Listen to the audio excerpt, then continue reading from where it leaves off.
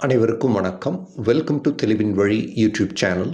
இது உங்கள் வாழ்க்கையை நீங்கள் மாற்றிக்கொள்ள உதவும் சேனல். இன்றைய தலைப்பு, ஒரு நேயர் கேட்குறாங்க, மரணத்திற்கு பிறகு ஆத்மா தன்னுடைய வாழ்க்கை சம்பவங்கள் அனைத்தையும் நினைவில் வைத்திருக்குமா அப்படின்னு கேட்குறாங்க. இப்போது இவர்கள் இந்த கேள்வி கேட்குறாங்க அப்படின்னா, இந்த கேள்விக்கு பின்னாடி நிறைய காரணங்களும் மனக்குறைகளும் இருக்கும். இப்போது தன்னோட அன்புக்குரியவர்கள் இறந்துட்டாங்க அப்படின்னு வேதனைப்படுறவங்களுக்கு அந்த ஒரு வேதனை மட்டுமே இருப்பதில்லை, அதற்கு பின்னாடி நிறைய வேதனைகள் இருக்கும். உதாரணத்திற்கு, அவங்களுக்கு நம்மளை பற்றின நினைவுகள் இருக்குமா அப்படின்னு சில பேர் கேட்பாங்க. சில பேர் அந்த நினைவுகள் அப்படிங்கிறது எவ்வளோ நாள் இருக்கும், இல்லை கொஞ்சம் காலம் கழித்து நம்மளை மறந்துடுவாங்களா அப்படிங்கிற மாதிரி இருப்பாங்க. சில பேர்த்துக்கு இந்த கேள்வி ஏன் வரும் அப்படின்னு சொன்னால், அவங்க மனிதர்களாக வாழும்போது அவங்களுக்கு தெரியாமல், அதாவது இறந்த அவங்களோட அன்புக்குரியவர்களுக்கு தெரியாமல் நிறைய பேர் அவங்கள ஏமாற்றிருப்பாங்க, துரோகம் செய்திருப்பாங்க. இப்போ நீங்களே அதை சுட்டி காட்டியிருந்தீங்கன்னா கூட, அவனை நம்பாத, அவன் நல்லவன் இல்லை அப்படின்னு சொல்லி அவர் நம்பி அவர் ஏமாறுறது தெரியாமல் ஏமாந்திருப்பார், இறந்தும் போயிருப்பார். இப்போது இறந்ததற்கு பிறகு நாம் ஏமாற்றப்பட்டோம் அப்படிங்கிற அந்த நினைவுகள்லாம் இருக்குமா, இருக்காதா? இல்லை சில பேர் வாழும்போதே அவங்களுக்கு யார் துரோகம் பண்ணுறாங்க, தன்னை யார் ஏமாத்துறாங்க, தனக்கு நம்பிக்கை துரோகம் செய்பவர்கள் யார் அப்படின்னு அதனால் பாதிக்கப்பட்டவர்களும் இருப்பாங்க. அப்போ இறந்தும் போயிருப்பாங்க. அப்போ இறந்ததுக்கு பிறகு அந்த நினைவுகள் அப்படியே இருக்குமா? இப்போ சில பேர் என்ன பண்ணுவாங்க, ஒரு தந்தை இறந்துருப்பார் வீட்டில், இறந்ததுக்கு பிறகு மகன் அபாண்டமாக குற்றஞ்சாட்டிகிட்டு இருப்பான் இறந்த தந்தை மேலே. தந்தை எவ்வளோ நமக்கு பண்ணியிருக்கிறாரு அப்படிங்கிற எந்த ஒரு விசுவாசம் இல்லாமல், இவர் அதை பண்ணல இதை பண்ணல அப்படின்னு சொல்லியும், என் வாழ்க்கை அவரால் தான் கெட்டு போச்சு அப்படி இப்படிங்கிற மாதிரியான சில விஷயங்கள் பேசுவாங்க. அப்போது மனம் புண்படும்படி பேசுவது, அபாண்டமாக பழி போடுறது, குற்றம் சாட்டுவது அப்படின்னு சொல்லி அந்த ஆன்மாவை பற்றி அவங்க திட்டுறது அப்படிங்கிறதும் கூட இது அவர்களுக்கு நினைவில் இருக்குமா, நினைவுக்கு செல்லுமா அப்படின்னு இதில் நிறைய பேருக்கு கேள்வி இருக்கும். இப்போது இது எந்த அளவுக்கு அவர்களை பாதிக்கும் அப்படிங்கிற இன்னொரு கேள்வியும் இருக்குது. ஸோ அதனால் இதை இன்றைக்கு நான் விரிவாக பார்ப்போம். முதல்ல மரணத்திற்கு பிறகு ஆத்மாவிற்கு நம்மை பற்றிய நினைவுகள் இருக்குமா அப்படின்னு நான் ஏற்கனவே ஒரு வீடியோ போட்டிருந்தேன். அதில் நினைவுகள் இருக்கும்னு சொல்லியிருந்தேன். இப்போது இந்த மாதிரி நமக்கு துரோகம் செய்பவர்கள், நம்பிக்கை துரோகம் செய்பவர்கள், ஏமாற்றுபவர்கள், இவர்களை இந்த மாதிரியான விஷயங்கள் எந்த அளவுக்கு நினைவில் இருக்கும், எந்த அளவுக்கு தாக்கத்தை ஏற்படுத்தும்னா, ஃபஸ்ட்டு புரிஞ்சுங்க, நாம் ஒரு மனுஷனாக செய்யக்கூடிய எந்த ஒரு விஷயமும், நல்லதோ கெட்டதோ, தெரிஞ்சு செய்கிறோமோ தெரியாமல் செய்கிறோமோ, அது நம்மளுடைய ஒளி உடலில் ஒரு சக்தியாக பதிவாகிட்டே இருக்கும். புரியுதுங்களா? ஒரு எனர்ஜி இம்ப்ரிண்ட்ஸ் மாதிரி. எப்படி ஒரு அச்சு வச்சோம்னா சொன்னால் அந்த அச்சு பதியுதோ, அந்த மாதிரி ஒரு பச்சை குத்தினோம்னா பதியுதோ, அந்த மாதிரி நாம் என்ன செய்கிறோமோ அது ஒரு அலைவரிசையாக நம்மளுடைய ஒளி உடல் இருக்கும். நம்ம இப்போ இறந்ததுக்கு பிறகு என்ன ஆகுதுன்னா, நம்மளோட கவனம் இப்போது நம்மளுடைய மனம், உடல் அப்படிங்கிற கவனத்திலிருந்து ஒளி உடலுக்கு திரும்பிக்கும். இப்போது அந்த ஒளி உடலில் தான் நாம் செய்த அனைத்து விஷயங்கள், நம்மளுடைய உள்நோக்கம், இதெல்லாம் ஒரு சக்தி மயமாக இருக்குது இல்லையா? இப்போது அது நம் விழிப்புணர்வுக்கு வந்தாக வேண்டும். இப்போது விழிப்புணர்வுக்கு நேரடியாக வர்றதுக்கு முன்னாடி என்ன நடக்குது இறந்ததுக்கு பிறகு அப்படின்னா, நம்மளோட கவனம் நம்ம ஒளி உடலுக்கு சென்ற போது இதை ஏற்றுக்க முடியாத நிலையில் சில ஆத்மாக்கள், அதாவது சில நபர்கள் இருப்பாங்க. ஏன் அப்படின்னா, இப்போ வாழும்போதே அவங்களுக்கு நிறைய பந்தபாசத்தின் மேல் பிடிப்பு, குடும்பத்தின் மேல் ஈர்ப்பு, பற்று இதெல்லாம் இருக்குதுன்னு வைங்க. இல்லைன்னா தீராத ஆசைகள், நிறைவேறாத ஏக்கங்கள், நிறைவேறாத ஆசைகள், இப்படி நிறைய பயம் சார்ந்த நம்பிக்கைகள், மரணத்தை பற்றி பயம், தன் வாழ்க்கையை பற்றி பயம், குடும்பத்தை பற்றி பயம், என்னோடய குழந்தைங்க என்ன ஆவாங்களோ அப்படி, என்னோடய குடும்பத்தை நான் அப்படி விட்டு வந்துட்டேனே இப்படிங்கிற மாதிரி அந்த பந்தபாசம் என்ன பண்ணோம்னா, தான் ஒரு ஒளி உடல், தான் ஒரு ஸ்பிரிட் அப்படிங்கிறத அவங்களுக்கு உணர்த்துவதற்கு கொஞ்சம் சற்று தாமதமாகும். ஏன்னா அவர்கள் இவ்வளவு காலம் இந்த உடல் மனம் மட்டும்தான் நான் அப்படிங்கிற அந்த ஒரு நிலைப்பாட்டில் வாழ்ந்துட்டு, இப்போ இறந்ததுக்கு பிறகு நான் ஒரு ஒளி உடல், ஒரு சூட்சும சரீரம் நான் அப்படிங்கிறத முழுமையாக இன்டெகிரேட் பண்ணிக்கிறதே ஒரு விஷயம். அதில் இந்த பந்தபாசங்கள் அப்படிங்கிறது அவங்கள ரொம்ப இழுக்குது அப்படின்னு சொன்னால் என்ன ஆகும்னா, இந்த நபர்கள் இந்த பூமிக்கு ரொம்ப நெருக்கமான அலைவரிசையிலேயே கொஞ்ச நாள் இருப்பாங்க. இவர்களுக்கு என்னென்னா, இந்த பந்தபாசம் அப்படிங்கிறது ஒரு டென்ஸ் வைப்ரேஷன் அவங்களுக்குள்ளே இருந்து அவர்கள் தான் ஒரு ஒளியுடல், தன்னுடைய முழுமையான நிஜம் என்னன்னு புரிஞ்சுக்கிறதுக்கு இந்த ப்ராசஸ் பண்ணுறது கொஞ்சம் டைம் ஆகும். இப்போது இந்த டைமில் இவர்களுக்கு தன்னை ஏமாற்றியவர்கள், துரோகம் செய்தவர்கள், இப்போது தெரியாமல் ஒருத்தங்க வந்து இவங்களை ஏமாற்றிருக்காங்கன்னு வச்சுக்கோங்களேன், இவங்களை அறியாமல், அதை வந்து இறந்த உடனே அவங்க புரிஞ்சிக்க வேண்டிய மனநிலையில் இருக்கணுங்கிற அவசியம் இல்லை. ஆனால் இதனால் அவங்க பாதிக்கப்பட்டிருக்காங்க உயிர் வாழும்போதே. என்னை இப்படி ஏமாற்றிட்டாங்க, எனக்கு துரோகம் பண்ணிட்டாங்க, நம்பிக்கை துரோகிகள் அப்படின்னு சொன்னால், இது அந்த பந்த பாசத்தோடு சேர்த்து அவர்களுக்கு ஒரு ஒரு ஒரு தேக்கநிலை ஏற்படுத்துவதற்கு அதிக வாய்ப்பு உள்ளது. அதனால தான் பார்த்தீங்கன்னா, இறந்ததற்கு பிறகு நம்ம அவங்கள வந்து அந்த சாந்தி பரிகாரங்கள் செய்கிறது, பூஜைகள் செய்கிறது அப்படிங்கிறதெல்லாம் நம்ம வந்து ஒரு சடங்காக செய்கிறோம். அகெயின் அந்த சடங்கு செஞ்சிட்டதுனால அவங்க சாந்தி அடைவாங்கன்னு கிடையாது.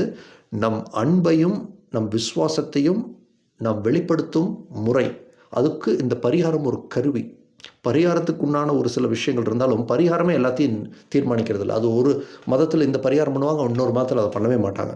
அப்படிங்கும்போது இது வந்து இந்த தேக்க நிலையில் இருக்கும்போது தன்னுடைய பந்த பாசத்திலிருந்து உழண்டு கொண்டிருக்கும் மனிதனாக இருந்து இப்போ இறந்ததுக்கு பிறகு அந்த பந்த பாசத்திலேயே கொஞ்சம் காலம் இருக்கிறதுனால அதனுடைய எஃபெக்ட் இருக்கிறதுனால இது இந்த நிலையில் அவர்களை பாதிக்கும்.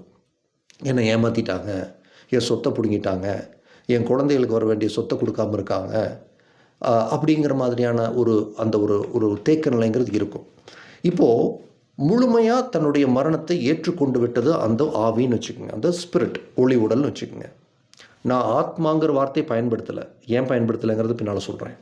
ஒரு ஒளி உடலாக இப்போ என்ன பண்ணிட்டாங்க, சரி நம்ம இறந்துட்டோம், நம்ம வந்து நம்மளுடைய பூமி வாழ்க்கை என்பது இப்போ இல்லை, நாம் ஒரு ஒளி உடலாக இந்த ஒளி உடலின் உலகத்தில், அந்த ஆவி உலகத்தில் நம்ம இருக்கிறோம் அப்படிங்கிற நிலைக்கு வரும்போது இப்போ தான் வந்து என்னென்னா, அவர்கள் செய்த அறிந்தும் அறியாமல் செய்த விஷயங்கள், வாழ்க்கையில் தெரிந்தும் தெரியாமல் செய்த விஷயங்கள், நல்லதுன்னு பண்ண விஷயங்கள், தப்புன்னு பண்ண விஷயங்கள் எல்லாம் நம்மளோட ஒளி உடலில் தான் ஒரு சக்தியாக பதிவாயிருக்கிறதுனால, இப்போ அந்த ஒளி உடல் அப்படிங்கிற அந்த பூர்ணத்துவத்துக்கு வரும்போது, அந்த விழிப்புணர்வு ஜாஸ்தியாக இருக்கும்போது இப்போ எல்லாம் அவர்களோட ஞாபகத்துக்கு வர ஆரம்பிக்கும்.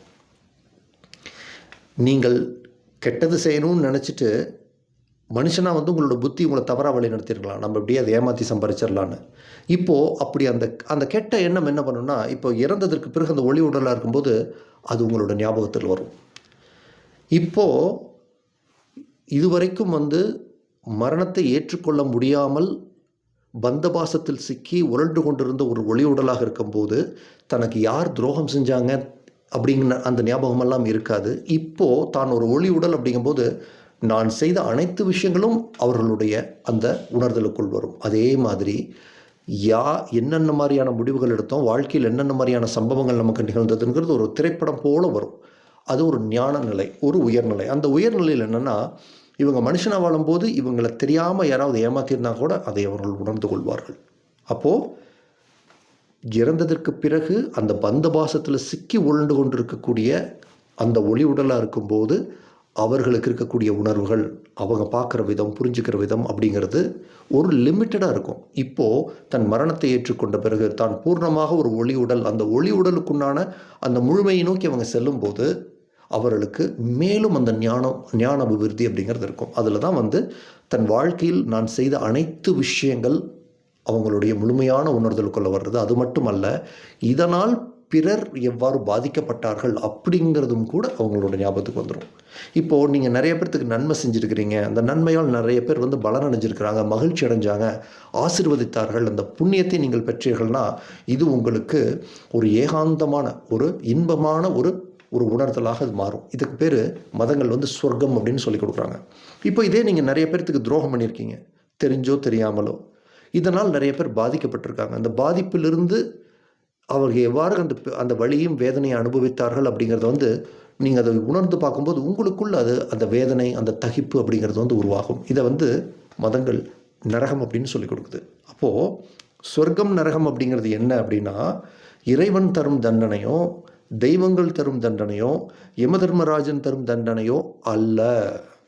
நீங்கள் இப்போ படிக்கிறீங்க இல்லையா இந்த புக்கில், கருட புராணத்தில் இந்த தண்டனை பண்ணால் அதெல்லாம் வந்துங்க தவறாக புரிந்து கொள்ளப்பட்டது. இறைவன் கொடுத்த அல்லது அந்த விஷ்ணு கொடுத்த அந்த ஒரு விஷயங்களை வந்து மனிதர்களுக்கு ஏற்றவாறு மாற்ற வேண்டும் அப்படின்னு சொல்லி, இப்படியெல்லாம் தப்பு பண்ணால் இந்த தண்டனை கிடைக்கும்னு சொன்னாதான் இவங்க தப்பு பண்ண மாட்டாங்க, இல்லைன்னா தப்பு பண்ணுவாங்க, கடவுளை பற்றின ஒரு பயம் இருக்கணும் அப்படின்னு சொல்லி ஒரு சமூகத்தை ஒரு கட்டுப்பாட்டுகளை கொண்டு வைப்பதற்காக எலி பிடிச்சி கடிக்கும், சட்டியில் போட்டு உங்களை வந்து வறுத்தெடுப்பாங்க. இதெல்லாம் வந்து குழந்தைத்தனமான ஆன்மீகம். அது புரியுதுங்களா? அப்படி யாருமே நம்மளை பிரபஞ்சத்தில் தண்டிக்கிறது இல்லை.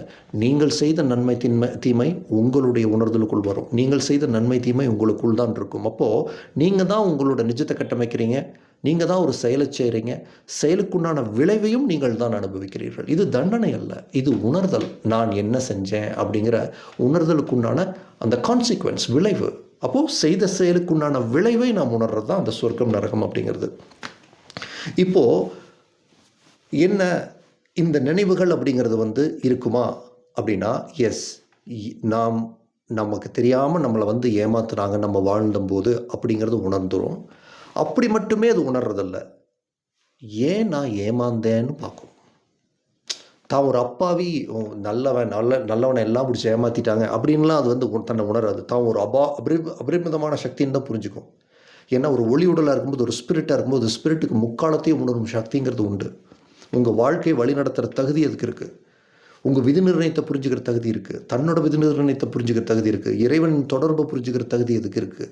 தெய்வங்களோடு தொடர்பில் இருக்கக்கூடிய தகுதி இருக்குது. ஒரு எந்த விஷயத்துக்கு எந்த சொல்யூஷன் அப்படின்னு அதை கண்டுபிடிக்கிற சக்தி எதுக்கு இருக்குது. அப்படிங்கும்போது அது சாதாரணம் அல்ல. ஒரு மனுஷனாக நான் எப்படி ஒரு வீடியோ கேம் விளையாடுறீங்கன்னா, தோற்றதுக்கு பிறகு எங்கே நான் தப்பு பண்ணேன்னு யோசிப்பீங்க இல்லையா? அந்த மாதிரி நான் எதை சரின்னு நம்பினேன், எதையெல்லாம் எனக்கு நன்மைன்னு நம்பினேன், எதையெல்லாம் உண்மைன்னு நம்பினேன், அப்போ உண்மையிலேயே எது சரி, எது நன்மை, எது உண்மைன்னு அது பூர்ண தெளிவு நோக்கி அது போயிடும். இப்போ ஒருத்தர் தன்னை ஏமாற்றிருக்காங்கன்னா, இவரை எந்த அடிப்படையில் நான் நல்லவன் நம்பினேன், எந்த அடிப்படையில் இது வந்து நான் இவரை தொடர்ந்து நம்புவது சரி, குடும்பமே வந்து இவனை நம்பாதேன்னு சொன்னால் கூட ஏன் நான் நம்பினதுக்கு காரணம் என்ன அப்படின்ற உணர்தலுக்கு அது சென்று விடும்.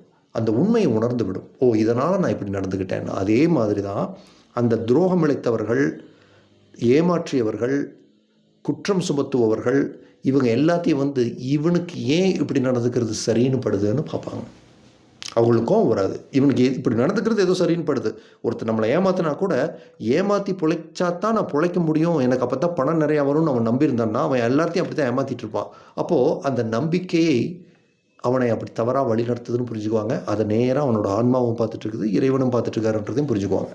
அப்போ அவன் என்னைக்கு பிறரை ஏமாத்துறானோ அன்னைக்கே அவன் தன்னை ஏமாற்ற துவங்கிட்டான், அதற்குண்டான விளைவுகளை உருவாக்கிட்டு இருக்கிறான் அப்படிங்கிறதையும் அது புரிஞ்சுக்கும். அதனால தான் சொல்கிறேன், அந்த தன் மரணத்தை ஏற்றுக்கொண்ட அந்த ஒளி உடல் வந்து யாரையும் வந்து பழிவாங்காது, பழிவாங்கிற எண்ணம் இருக்காது. ஏன்னா தன் நிஜம் எவ்வாறு கட்டமைக்கப்படுகிறது, தான் ஏமாறாமல் தன்னை யாரும் ஏமாற்ற முடியாது, தன்னோட அனுமதி இல்லாமல் தனக்கு யாரும் துரோகம் செய்து விட முடியாதுங்கிறது நல்லாவே தெரியும். இப்போது இறந்ததுக்கு பிறகு அவங்க சொன்னாங்க இல்லையா, அந்த பந்த பாசத்தில் சிக்கியிருக்கும்போது அவங்களால் அந்த மரணத்தை ஏற்றுக்கொள்ள முடியாத நிலையில் இருப்பாங்கன்னா, அப்போ வந்து அவங்களுக்கு கோபம் வரலாம், அழுக வரலாம், இப்படி என்னெல்லாம் ஏமாற்றிட்டாங்களே அப்படின்னு வரலாம். அதெல்லாம் பூர்ணமாக தெளிவடைந்த நிலை கிடையாது.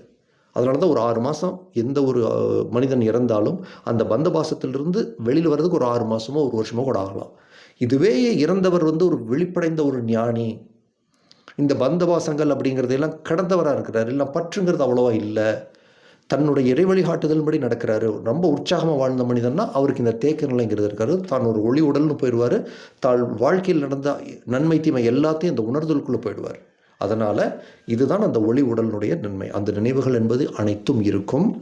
இப்போது ஏன் வந்து நினைவுகள் இருக்குமா இருக்காதான்னு சந்தேகம் வருதுன்னா, நாம் என்ன நினைக்கிறோம், நம்மளுடைய நினைவுகள் அப்படிங்கிறது மூளையில் பதிவாக இருக்குது, அது நம்ம உடலுக்கு சொந்தமானது, ஆத்மா நம்ம உடலுக்குள் இருக்கிறது. இறந்ததுக்கு பிறகு அந்த ஆத்மா உடம்பை விட்டு வெளியில் போயிடுச்சுன்னா அந்த மூளையில் இருக்கிற பதிவை வந்து அதனால் அது மறந்துடும். அது ஒரு புது உடலுக்குள்ளே போய் புது ஞாபகங்களை உருவாக்க ஆரம்பிச்சிடும். அப்போ பழைய ஞாபகங்கள் எதுவுமே இருக்காது அப்படின்னு அது கற்றுக் கொடுக்கப்படுது. ஆனால் அது உண்மை இல்லை. உங்களுடைய ஆன்மா உங்கள் உடம்புக்குள்ளே இருக்கிற மாதிரி ஒரு அனுபவம் தான் கிடைக்கிதே ஒழிய அது உங்கள் உடம்புக்குள்ளே கிடையாது. அந்த நெற்றிப்பொட்டுக்கு நடுவில் அந்த தலைக்கு உள்ளே இருக்குது, பத்திரமா இருக்குது, சேஃபாக இருக்குதுன்னு சொல்லுவாங்க. அது அல்ல. ஆன்மாவிற்குள் தான் உங்கள் உடலே உள்ளது. நீங்கள் பார்க்குற நிஜம் என்பதே உங்கள் ஆத்மாவிற்குள் நிகழும் கனவு தான்.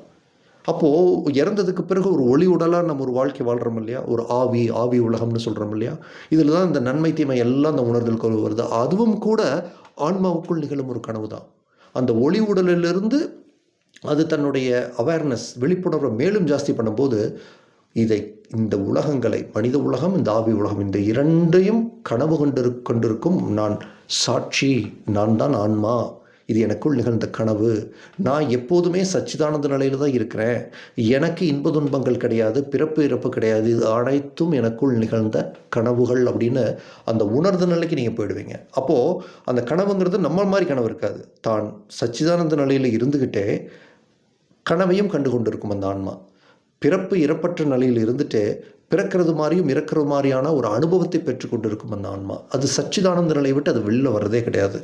அதனுடைய உணர்தல் அப்படிங்கிறது இதை விட பிரமாதமாக இருக்கும். புரியுதுங்களா? அந்த ஆன்மா அப்படிங்கிற தளத்திலிருந்து பார்க்கும்போது அங்கே நேரம் அப்படிங்கிறதே இருக்காது. கடந்த காலம், நிகழ்காலம், எதிர்காலம் அப்படிங்கிறதெல்லாம் ஓடிக்கிட்டே இருக்கும். அது ஒரு டிவிடி மாதிரி. இப்போ எப்படி ஒரு படையப்பான்ற ஒரு படத்தை இன்றைக்கி தமிழ்நாட்டில் ஒரு 10,000 பேர் பார்க்குறாங்கன்னு வச்சுக்கோங்களேன். இப்போ விஜயோட படம் வருது, புது படம் வருது, அதை எப்படி இருந்தாலும் ஒரு 1,00,000 பேர் பார்க்குறாங்க. அந்த 1,00,000 பேரும் பார்த்தீங்கன்னு வச்சுங்களேன், வெவ்வேறு தேட்டரில் உட்காந்து பார்த்துட்ருப்பாங்க. வெவ்வேறு தேட்டர் வெவ்வேறு டைமில் தான் படம் ஓட்டிகிட்டு இருப்பாங்க. ஆனால் முக்காலம் ஏற்கனவே இருக்கு இல்லையா, அது அந்த மாதிரி பார்க்கும். உங்களுடைய விதி நிர்ணயத்தையே இப்போ விளையாண்டு கொண்டிருக்கும் ஆத்மாக்கள் எவை அப்படிங்கிறதும் தெரிஞ்சிருக்கும். இப்போ நீங்கள் வாழ்ந்துட்டுருக்கிறீங்க, இப்போ உங்களுக்கு ஒரு 30 வயசு ஆயிடுச்சு. 10 வயசு வாழ்க்கை நீங்கள் ஒன்று வாழ்ந்துருப்பீங்க இல்லையா, அந்த களம், அந்த விதி நிர்ணயம் அப்படிங்கிறது எப்பவுமே இருக்கும். முக்காலங்களும் ஏற்கனவே இருக்குது. அது ஒரு டிவிடி மாதிரி, ஒரு வீடியோ கேம் மாதிரி. உங்களுடைய கடந்த காலத்தை வாழ்ந்து கொண்டிருக்கும் ஆத்மாக்கள் இருக்குது, உங்களுடைய எதிர்காலத்தை வாழ்ந்து கொண்டிருக்கும் ஆத்மாக்கள் இருக்குது. இந்த நேரங்கிறது செயற்கையாக உருவாக்கப்படுறது. அது எல்லாம் தெரிஞ்சிருக்கும். சில சமயத்தில் பார்த்தீங்கன்னா அவங்களுக்கு இந்த முடிவை எடுக்கலாமா வேணாமா அப்படிங்கும்போது டக்குன்னு உங்களுக்கு நாம் இப்படி செஞ்சால் என்னங்கிற யோசனை வரும். அது உண்மையிலேயே பார்த்துட்டிங்கன்னா உங்களுடைய விதி நிர்ணயத்தின் எதிர்காலத்தில் விளையாண்டு கொண்டிருக்கும் வேறொரு ஆன்மாவிடமிருந்து பெறப்பட்ட தகவலாகவும் இருக்கும். நீங்கள் உங்களுடைய எதிர்கால நானோடும் கடந்த கால நானோடும் தொடர்பில் தான் இருக்கீங்க. இப்போ நீங்கள் ஒரு விஷயத்தில் ஏமாந்துருப்பீங்க, இனிமேல் ஏமாறக்கூடாதுப்பா, நான் இப்படி பண்ணால் இது ஏமாந்துருப்பேன், நான் இப்படி பண்ணியிருந்தேன்னா நான் ஏமாந்துருக்க மாட்டேன் அப்படின்னு நீங்கள் நினைக்கிறீங்க இல்லையா, அது உங்கள் கடந்த காலத்தை நீங்கள் என்ன தப்பு பண்ணீங்களோ அந்த தப்பை இப்போ பண்ண தயாராக கொண்டிருக்கக்கூடிய அந்த ஆன்மாவுக்கு அது சென்றடையும். அப்போ அது புரிஞ்சுக்கும், இல்லை எதுக்கு வேண்டாம், நம்ம எதுவும் விசாரித்து பார்ப்போம், எனக்கு இன்னமும் மனசு சரியில்லை, செய்யணும்னு தோணுது ஆனால் செய்ய வேண்டாம் அப்படின்னு ஒரு வருது அப்படின்னு சொல்லி அதுக்கு ஒரு ஃபுல் ஸ்டாப் வைக்கிறது. மறுபடியும் உங்களுடைய அந்த உணர்தலை இது பெற்றுட்டு அது மறுபடியும் மாற்றிக்குதா இல்லையாங்கிறது அது வேறு விஷயம். ஆனால் அது கடத்த முடியும். அப்படி உங்களுக்கு உங்களுக்கு எதிர்காலம் கடந்த காலம் அப்படின்னு முக்காலத்தோடும் தொடர்பில் இருக்கிறீங்க. இதெல்லாம் அந்த ஆன்மாவுக்கு தெரியும். அதே மாதிரி நீங்கள் பார்க்கும் ஒவ்வொரு மனிதரும் எதனா உங்களோட நிஜத்தில் இருந்தாங்க, உங்களுக்கும் அவங்களுக்கும் முன்னான சோல் அக்ரிமெண்ட் என்ன, அவங்கள ஏமாத்தினது மட்டும் அல்ல, அதிலிருந்து நீங்கள் என்ன அனுபவத்தை பெற்றுட்டீங்க, என்ன பாடத்தை கற்றுட்டீங்க அப்படிங்கிறது வரைக்கும் எனக்கு அந்த ஆன்மாவுக்கு தெரியும். உங்களோட பூமி வாழ்க்கையில் நடந்த நிகழ்வுகள், ஒரு ஒளியுடலாக செய்த அனைத்து நினைவுகள், அது அனைத்தும் அதனோட நினைவுகளுக்கு வரும். அதனால் இறந்தவர்களுக்கு தன் வாழ்வில் நடந்த நினைவுகள் ஞாபகத்தில் இருக்குமா அப்படின்னு கேட்டிங்கன்னா, ஒளி உடல் அப்படிங்கிற கண்ணோட்டத்திலிருந்து பார்க்கும்போது அது எல்லா மனித நினைவுகளையும் அது சுமந்திருக்கும். அது எவ்வளவு நாள் வச்சுருக்கும்னா அதை அனுபவங்களாக அதை ஏற்றுக்கொள்ளும். அதே மாதிரி ஆன்மா அப்படிங்கிற நிலையில் பார்க்கும்போது இதையும் கடந்த நிலை, அந்த ஒளி உடல் அனுபவங்களும் அதனுடைய ஞாபகத்தில் இருக்கும். எதையுமே அது ஆன்மா மறக்காது, எல்லாத்தையும் ஒரு அனுபவமாக ஸ்டோர் பண்ணிக்கும். புரியுதுங்களா? நம்ம மனுஷனுக்கு ஒரு பார்ஷியல் அவேர்னஸ் தான் இருக்குது. நேற்று நம்ம என்ன சாப்பிட்டோம்னு நமக்கு யோசிச்சு தான் சொல்லணும். நமக்கு இந்த கணத்தில் மட்டும்தான் நம்மளுடைய கவனம் என்பது நிலை பெற்றிருக்கும். கடந்த காலத்தில் ஒரு சில நிகழ்வுகள் நமக்கு ஞாபகத்தில் இருக்கும். ஒரு 15 நாளைக்கு முன்னாடி என்ன பொரியல் சாப்பிட்டீங்கன்னு கேட்டால் உங்களுக்கு ஞாபகம் இருக்குமா? தெரியாது. ஆனால் ஆன்மாவால் அதை கிரகித்து கொள்ள முடியும், ஒளி உடலால் அதை கிரகித்து கொள்ள முடியும். ஆன்மாக்கள் எதையும் மறப்பதில்லை, ஒளி உடலும் எதையும் மறப்பதில்லை. ஆன்மாக்குள்ளதான் அந்த ஒளி உடல் அப்படிங்கிற அந்த ஆவி உலக வாழ்க்கையும் மனித உலக வாழ்க்கையும் நிகழ்ந்து கொண்டிருக்கிறது. எப்படி ஒரு ஐஸ் கட்டியிலிருந்து மேலே ஒரு ஆவி போதோ, ஐஸ் கட்டி நம்ம உடம்புன்னு வச்சுக்கோங்க, அது ஒரு நிஜம். அதுக்கு மேலே போகிற ஆவிங்கிறது அது ஒரு நிஜம், வேற ஒன்றும் இல்லை. சரியா? உங்களுடைய இது உங்களுக்கு ஒரு தெளிவை கொடுத்துருக்குன்னு நம்புகிறேன். இதில் உங்களுக்கு இப்படி என்னுடைய அன்புக்குரியவர்களுக்கு நிறைய பேர் துரோகம் பண்ணிட்டாங்க, வாழ்க்கையில் அவங்கள மாதிரி ஏமாற்றிட்டாங்க, இப்போ என்ன ஏமாற்றிட்டாங்க, இதுக்கெல்லாம் என்ன பண்ணுறது, அவங்க இறந்தவங்களுக்கு அது தெரியுமா அப்படின்னு மட்டுமே கேட்டுருக்கூடாது. அடுத்தது இதிலிருந்து நம்ம அடுத்த கட்டத்தை நோக்கி போகணும்னா என்ன பண்ணணும் அப்படிங்கிறதுல தான் கவனம் வரணும். அதில் உங்களுக்கு என்னோடய உதவி தேவை அப்படின்னு சொன்னால் நீங்கள் என்கிட்ட ஒரு கவுன்சிலிங் செஷன் புக் பண்ணிக்கலாம்.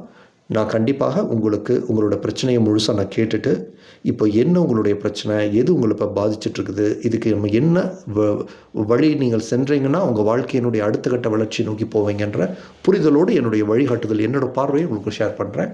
இந்த வழிகாட்டுதல், இது வந்து கவுன்சிலிங், இது கட்டணத்துக்குரியது. உங்களுக்கு விருப்பம் இருந்தால் நீங்கள் எங்கள்கிட்ட வாட்ஸ்அப்பில் மெசேஜ் பண்ணுங்கள், சரிங்களா? இந்த சேனலை தொடர்ந்து பார்த்து வரும் நேயராக இருக்கின்றீர்கள். உங்களுக்குள்ள நிறைய புரிதல், தெளிவுகள், மாற்றங்கள் என்பது நிகழ்ந்து இருக்கின்றது. இந்த தெளிவின் வழிங்கிற சேனல் என் வாழ்க்கையில் ஒரு மிகப்பெரிய மாற்றத்தை உருவாக்கியது உண்மை. இதற்கு பிரதிபலனாக இதன் வளர்ச்சிக்கு நான் உதவ விரும்புகிறேன் அப்படின்னு உங்களுக்குள்ள உளப்படியே இதயபூர்வமாக ஒரு உணர்வு தோன்றுகிறது அப்படின்னு சொன்னால், அந்த மாற்றத்திலிருந்து நீங்கள் இந்த சேனலுடைய வளர்ச்சிக்கு உதவலாம். மேலே இருக்கிறது என்னுடைய ஜிபே நம்பர். அதற்கு நீங்கள் உங்களுடைய தொகையை நீங்கள் அனுப்பலாம். இல்லைன்னா நீங்கள் என்னுடைய சேனல் மெம்பர்ஷிப் ஜாயின் பண்ணலாம். உங்களுடைய உள்ளுணர்வு என்ன சொல்லுதோ அதன்படி செய்யுங்க. இந்த ஆன்மீகத்திற்கு நீங்கள் சப்போர்ட் பண்ணுங்கிறது வந்து நீங்கள் தானம் அளிப்பதோ இல்லை கடமைக்கு செய்வதோ இல்லாமல் உங்கள் உள்ளுணர்வால் உந்தப்படுவதாக இருக்க வேண்டும், சரிங்களா?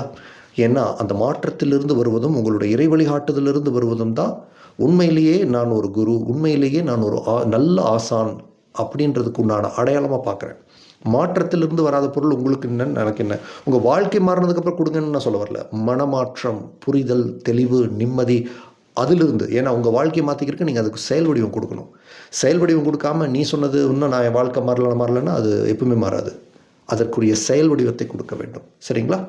வாழ்க்கையோட டைரக்ஷனுக்கு நீங்கள் கவுன்சிலிங் எடுத்துக்கோங்க. என் வாழ்க்கை மாறி உள்ளது, எனக்கு நிறைய புரிதல் உள்ளது, மனநிலையில் நான் நன்றாக இருக்கிறேன், இதற்கு இந்த தெளிவின் வெளிக்கு உதவ விரும்புகிறேன்னா நீங்கள் அதற்கு கான்ட்ரிபியூட் பண்ணலாம். எதுவாக இருந்தாலும் உங்களோட உள்ளுணர்வை கேளுங்கள், சரிங்களா? உங்களுடைய பொன்னான நேரத்துக்கு என்னுடைய மிக்க மகிழ்ச்சி. Thank you very much.